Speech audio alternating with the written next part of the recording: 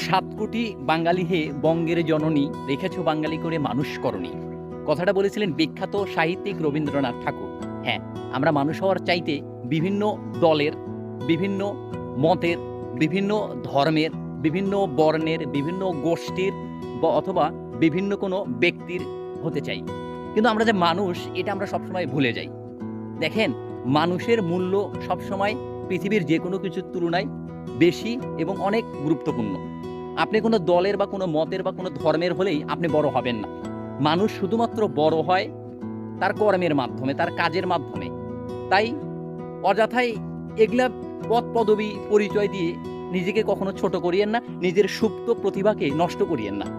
আপনি মানুষ হিসেবে মানুষের মতো আচরণ, মানুষের মতো কথাবার্তা, মানুষের মতো কাজকর্ম করতে হবে। অর্থাৎ আপনার কাজ দ্বারা, কথা দ্বারা বা লেখা দ্বারা যেন কোনো মানুষ, প্রাণী, প্রকৃতির ক্ষতি না হয়, তবে আপনি প্রকৃত মানুষ হতে পারবেন।